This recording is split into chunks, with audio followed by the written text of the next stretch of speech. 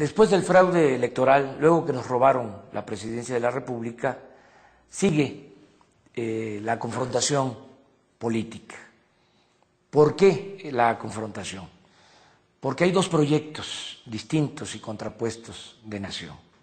Quienes están usurpando el gobierno están defendiendo una política económica que nosotros consideramos antipopular y entreguista. Los panistas hablaron de que las cosas iban a cambiar cuando ellos llegaran a Los Pinos, pero no ha sido así. Son los mismos personajes que han manejado siempre la política económica los que actualmente siguen sosteniendo los mismos postulados que tienen como origen las recomendaciones de los organismos financieros internacionales. Desde la época de Salinas se empezó a hablar de las reformas estructurales. ¿Qué significa esto de las reformas estructurales?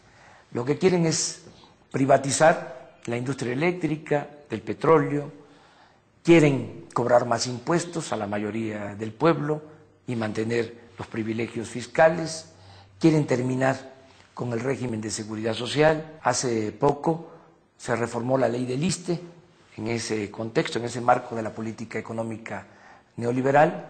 Ya pasaron a perjudicar, repito, a 2.500.000 trabajadores, incluidos a los maestros, porque ahora cuando se jubilen no van a recibir el 100% de su sueldo, sino solo la mitad, si les va bien. Pero es muy interesante porque cuando se aprueba esta reforma en la Cámara de Diputados, en la Cámara de Senadores, cuando el PRI y el PAN de nuevo se ponen de acuerdo y apoyan esta iniciativa, declara en Washington el presidente del Fondo Monetario Internacional, Rodrigo Rato, que debe saberse fue ministro de Finanzas de José María Aznar, el presidente de España, un presidente conservador.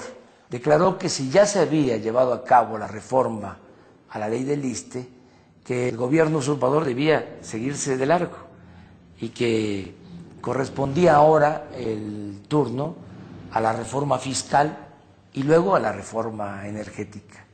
Pero para ver cómo se corresponde la política neoliberal mundial, la política de la derecha, con lo que está haciendo el gobierno usurpador, hace unos días declaró Felipe Calderón que va la reforma fiscal.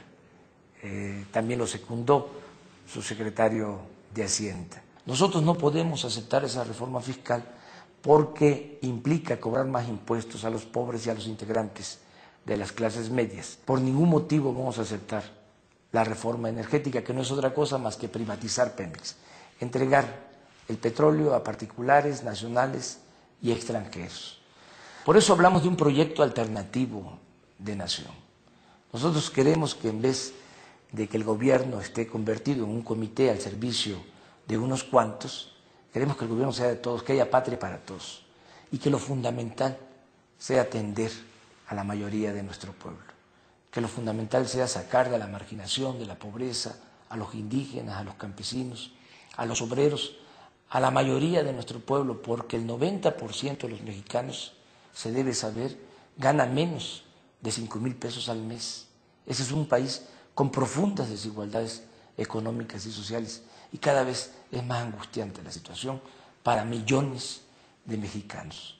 Nosotros queremos que se impulsen las actividades productivas, que se generen empleos, que ya no se tenga que ir la gente a buscar trabajo del otro lado de la frontera. Es una vergüenza y es al mismo tiempo una muestra de que no funciona la actual política económica, el que México ya se haya convertido en el mundo, en el país que más mano de obra exporta al extranjero. Nosotros estamos por reactivar la actividad productiva, que se regrese al campo, que se apoye al ejidatario, al pequeño propietario, al comunero, que se apoye la creación de nuevas empresas, que se apoye al pequeño, al mediano comerciante, en fin, que haya crecimiento y haya empleo y desde luego que estamos porque haya bienestar y no vamos de ninguna manera a permitir que se siga exprimiendo a la mayoría de nuestro pueblo y desde luego que no vamos a aceptar bajo ninguna circunstancia que se sigan entregando los bienes nacionales a unos cuantos. Ya es mucho, han saqueado nuestro país.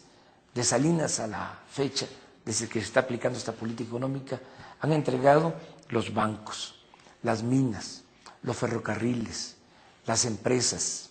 Ya nada más queda la industria eléctrica y el petróleo. Ya no podemos permitir que sigan saqueando el país, que sigan entregando bienes de todos a unos cuantos. Vamos a seguir luchando.